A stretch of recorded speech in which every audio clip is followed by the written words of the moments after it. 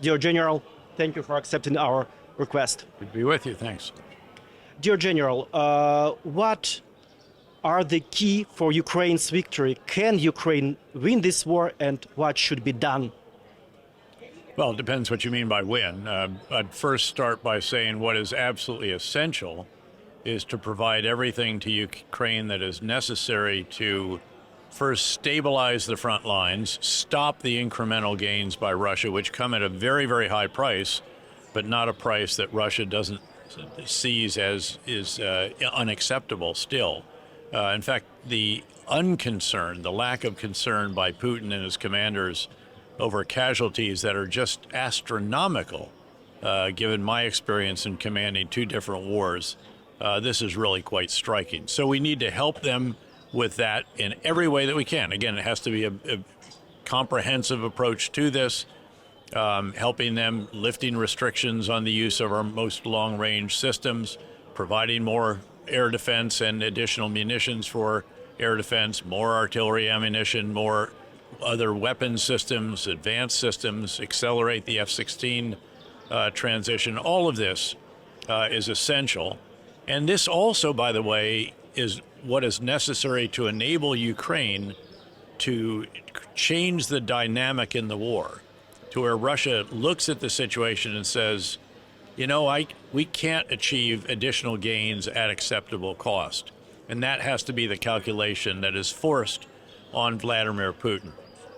Ukraine is doing a lot, obviously, for itself, but it needs to do more itself. In fact, if you look at the factors that will determine the future of this war, continued U.S. support, I think solid for quite some time, continued EU support in aggregate, very solid, individual European country, solid, Western support, good, and again, not just in terms of military systems and hardware and so forth, but also humanitarian assistance, financial assistance, and economic assistance.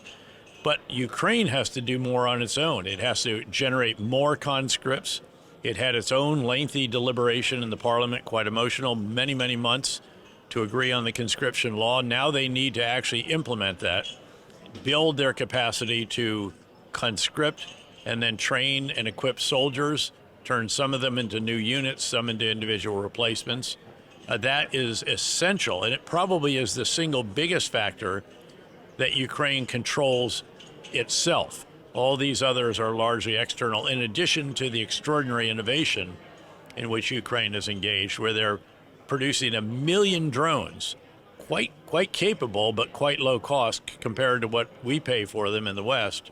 And they are a game changer. They're throwing thousands of drones at the Russians every single day because they don't have thousands of soldiers to throw at them in the way that Russia does and just condemning them to casualties. The Ukrainians have to be very careful about casualties, so they send machines, not men. And of course, these unmanned air and maritime systems are what enabled Ukraine, a country without a navy as we would see it, major surface combatants, to destroy 1/3 of the Russian Black Sea Fleet, force the Black Sea Fleet to withdraw from the Western Black Sea, and also withdraw its final ship from Sevastopol. Huge achievement. But again, on the ground, it's more tenuous because the Russians do continue to make incremental, small, sometimes almost tiny gains, but those gains do accumulate over time. And if you lose an important logistical hub like Pokrovsk or one of those, that could actually be important tactically, maybe even operationally. Yes, the Ukrainian Kursk offensive is quite remarkable, an extraordinary achievement that they could assemble elements of 4 brigades plus artillery, engineers, so not just infantry and armor, but these other arms, EW, signals, and then the logistic elements to sustain all of it. Really quite extraordinary operation. And they still do hold not quite the 1,000 square kilometers that they had, because the Russians are now responding, but they still are forcing the diversion of some Russian combat power. But it's in the southeast that they've got to stabilize these lines. There's also the challenge of a long, tough, and likely cold and dark winter that lies ahead for Ukraine. Every thermal power plant has been destroyed. Every hydroelectric plant has been damaged or destroyed. And now Russia's going after the transmission infrastructure as well, especially that which puts nuclear-generated power to use. So lots of challenges out there. What we need to do is enable them, as I said, to change the dynamic, to change Putin's calculation so that he's actually serious about negotiations. And then, if there is a negotiation, we need to provide an ironclad security guarantee, I think, with boots on the ground in Ukraine to ensure that whatever agreement is reached is truly enforced, and it just doesn't become a few-hour pause for Putin to resume, rearm, re-equip, and so forth, and then resume his offensive operations.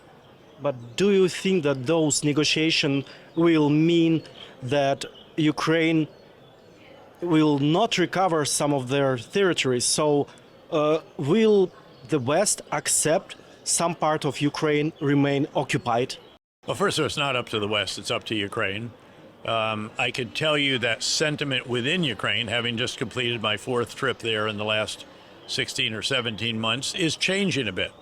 And I think there's starting to be some degree of acceptance, at least in some parts of the society, those most affected by the deprivation and the hardship and the rest of this, in addition, obviously, to those who are on the front lines, that there might be a willingness among the part of the population to accept something less than full liberation and the other objectives that are very valid on the part of Ukraine, but may or may not be achievable. But if Russian army is not destroyed, it means that Putin can use this truce just to increase its capacity, replenish his forces, and start the war again. Well, this is why there has to be an ironclad security guarantee. Whether it is NATO membership or a U.S.-led coalition, the willing guarantee with boots on the ground. Again, think about what we've done in the Baltic states, for example, where we have really built up a reasonable force from the rest of NATO. That's what's going to be required here. And without that, I don't think Ukraine has the kind of guarantee they need to negotiate seriously, whatever that resolution might be. Do you believe that the present actual strategy you described is adequate to the challenge? Should be the US military and EU military support to Ukraine, should it be increased, dramatically increased? Well, I think the support provided by all countries, not just the U.S., should be increased. Same with removing the restrictions on the use of our longest range systems on Russian soil, given that the Ukrainians are using every single night their own systems on Russian soil, and I don't see a difference between those, and I don't see this latest nuclear saber rattling as being particularly persuasive. But again, all of this should be, and indeed Ukraine itself has to step up with its own conscription and then training, equipping, and fielding soldiers and new units. You are the author of a recent book, which is called The History of Military Conflicts from 1945 to Ukraine. What is the nature of modern conflict? What 2 key lessons should we learn from the war in Ukraine? Well, modern conflict includes a variety of different forms of warfare, everything from terrorism and counterterrorism, insurgency, counterinsurgency, a variety of different, and we see those around the world today. What we see in Ukraine is different. This is high intensity, conventional warfare that is employing extraordinary cutting edge drones, unmanned systems, again, not just in the air, but at sea, and now increasingly on the ground. There are soon going to be robotic dogs on the Ukrainian side. There are already robotic machine guns, or actually remotely operated machine guns. There are remotely piloted vehicles, aircraft and ships. So what we need to learn from this is that massive industrial strength warfare is still possible. We need to increase our military industrial base. The munitions expended here are far beyond anything we thought would be needed in recent years. That's a big lesson. The other lesson is to embrace innovation and to bring it about the way that Ukraine has, which is far beyond anything that the U.S. or any other country in the world is actually doing right now. And this is remarkable. And again, we need to identify what's happening, how it's happening, and then figure out how to replicate it in our own system as we transition from a small number of very large platforms in certain of our forces, not all of them, but some of them, to a massive number of much smaller unmanned and still capable remotely piloted or even algorithmically piloted unmanned systems. And also, I would like to ask the question concerning intelligence and the role of intelligence in this war. How much the United States or the EU countries really help Ukraine with the intelligence? Can we say that Ukrainians can see anything happening within Russia and on the front line thanks to satellites, Western, different other intelligence capabilities? Well, the role of intelligence is obviously very, very significant in this war, but I can't comment, obviously, given my final government position, what it is that the U.S. and our allies and partners are doing in this regard. Whether they can see everything on the face of the earth, all the rest of this is not something in which I can comment.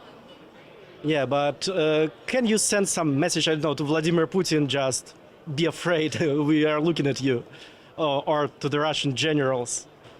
I think he's probably quite aware of what it is that our capabilities are, and you know, we see this real time in some of the capabilities that have been demonstrated by Israel in its fight with Hezbollah, also its operations in the Gaza Strip and so forth. There's enormous capacity and capability out there now, and if you can see it in one part of the world, you can assume that the world's greatest superpower has those capabilities. And my last question for today, what's your impression about the future of our region? Are you optimistical about the future of Ukraine, about the future, maybe, I don't know, democratic future of Belarus or changes in Russia? Well, as I used to say when I was the commander during the surge in Iraq, I'm neither an optimist nor a pessimist, I'm a realist. And reality in Ukraine is that it is very, very hard, but hard is not hopeless. So, dear General, thank you very much for accepting our request. Privilege is mine. Thanks. Good to be with you.